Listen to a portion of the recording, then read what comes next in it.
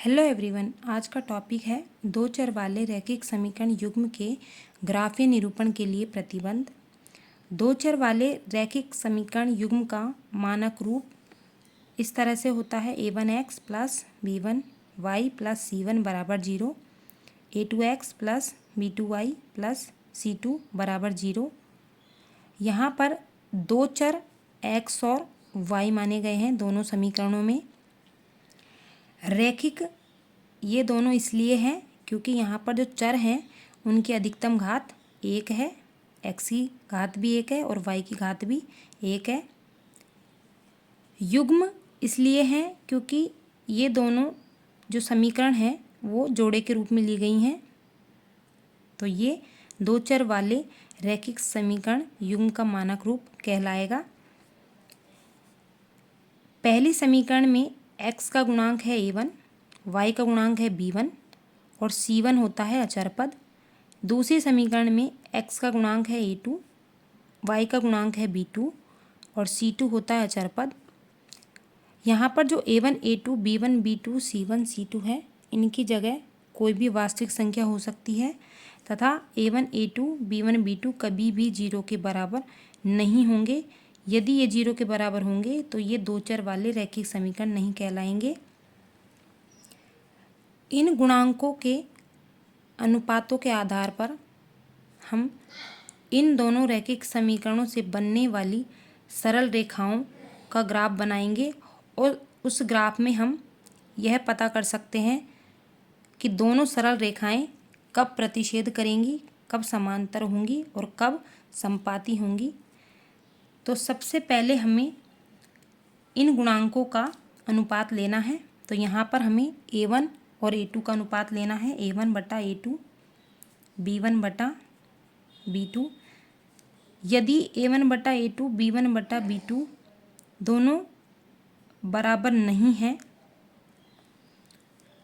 तो इन दोनों समीकरणों से बनने वाली सरल रेखाएं हमेशा प्रतिच्छेद करेंगी।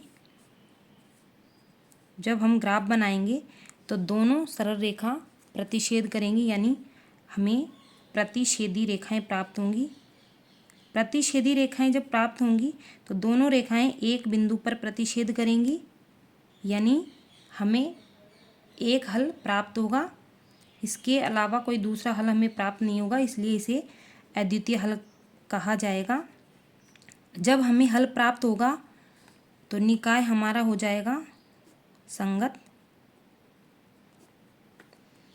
दूसरी कंडीशन होती है यदि अनुपात a1 बटा a2, b1 बटा b2 ये दोनों अनुपात तो बराबर हों, लेकिन जो c1 बटा c2 है इसके बराबर ना हो, यानी a1 बटा a2 बराबर हो b1 बटा b2 के, लेकिन c1 बटा c2 के बराबर ना हो, तो हमेशा इन दोनों समीकरणों से हमें जो रेखाएं प्राप्त होंगी ग्राफ बनाते समय वो दोनों रेखाएं हमेशा समांतर होंगी।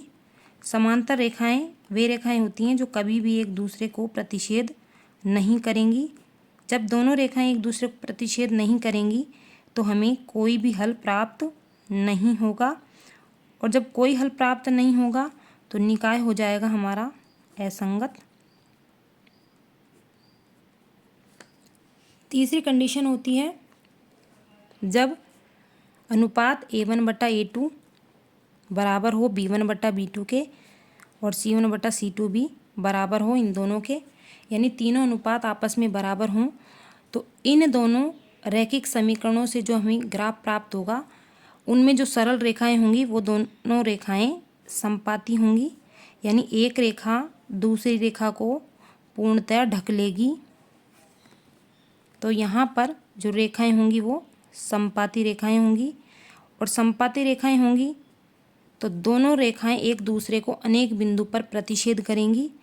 तो यहाँ पर हमें अनेक हल प्राप्त होंगे, यानी अनंत हल जिनकी गिनती नहीं की जा सकती। जब हमें बहुत हल प्राप्त होंगे तो निकाय हो जाएगा हमारा संगत। इस तरह से हम इन गुणांकों के आधार पर पता लगा सकते हैं कि इन दोनों रैखिक समीकरणों से प्राप्त होने वाली सरल रेखाएं कब प्रतिच्छेद करेंगी, कब समांतर होंगी और कब समपाती होंगी, इन्हें हम उदाहरणों से समझते हैं। जैसे पहला उदाहरण लिया हमने 2x - 3y + 2 = 0, x + 4y - 1 = 0। यहाँ पर हमें a1 a2 b1 b2 c1 c2 निकालने हैं। तो पहली समीकरण में a1 हो जाएगा x का गुणांक यानी 2, b1 हो जाएगा y का गुणांक यानी -3 और c1 हो जाएगा अचर पद यानी +2। दूसरी समीकरण में a2 हो जाएगा x का गुणांक है यहाँ पर 1, y का गुणांक होगा b2, तो b2 है यहाँ पर +4 और c2 है अचर पद, तो यहाँ पर है -1। अब हमें यहाँ पे अनुपात निकालना है, तो a1/a2 है 2/1 और b1/b2 है -3/4। ये दोनों अनुपात एक दूसरे के बराबर नहीं हैं। जब ये दोनों ही आपस में बराबर नहीं हैं तो हमें प्रतिच्छेदी रेखाएं प्राप्त होंगी, और प्रतिच्छेदी रेखाएं प्राप्त होंगी तो हमें अद्वितीय हल प्राप्त होगा और निकाय हो जाएगा हमारा संगत। दूसरा उदाहरण देखते हैं हम। 4x + 6y - 2 = 0, 2x + 3y - 5 = 0। यहाँ पर भी हमें a1 a2 b1 b2 c1 c2 के मान निकालने हैं। तो a1 है पहली समीकरण में x का गुणांक +4, b1 है पहली समीकरण में y का गुणांक +6 और c1 है अचर पद पहली समीकरण में, तो ये है -2। दूसरी समीकरण में x का गुणांक यानी a2 2 प्लस का y का गुणांक है b2, ये है +3 और c2 है अचर पद, ये हो गया -5। अब हम देखेंगे a1/a2 बराबर है 4/2 यानी 2, b1/b2 है 6/3 यानी 2 और c1/c2 है -2/-5 यानी 2/5। यहाँ पर a1/a2 बराबर है b1/b2 के, लेकिन c1/c2 अलग है, ये दोनों के बराबर नहीं है, इसलिए हमें समांतर रेखाएं प्राप्त होंगी। और जब हमें समांतर रेखा प्राप्त होंगी तो कोई हल प्राप्त नहीं होगा और निकाय हो जाएगा असंगत। एक और उदाहरण लेते हैं। जैसे x - 2y + 5 = 0, 3x - 6y + 15 = 0। a1 हो जाएगा यहाँ पर पहली समीकरण में x का गुणांक 1, b1 हो जाएगा पहली समीकरण में y का गुणांक -2 और c1 हो जाएगा अचर पद +5। दूसरी समीकरण में x का गुणांक यानी a2 +3, b2 हो जाएगा y का गुणांक दूसरी समीकरण में, ये है -6 और c2 हो गया दूसरी समीकरण में अचर पद यानी +15। a1/a2 है 1/3, b1/b2 है -2/-6 यानी सरल करेंगे इसको तो हो जाएगा 1/3 और c1/c2 है 5/15 यानी 1/3। तीनों अनुपात बराबर हैं, यानी a1/a2 बराबर है b1/b2 बराबर है c1/c2 के। तीनों अनुपात जब बराबर होंगे तो हमें समपाती रेखाएं प्राप्त होंगी, अनंत हल होंगे और निकाय होगा संगत।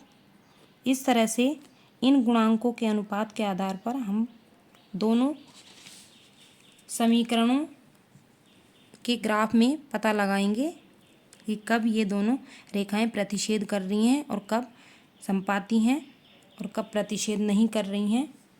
यदि वीडियो अच्छी लगी हो तो लाइक करें, शेयर करें और चैनल को सब्सक्राइब करें। Thank you.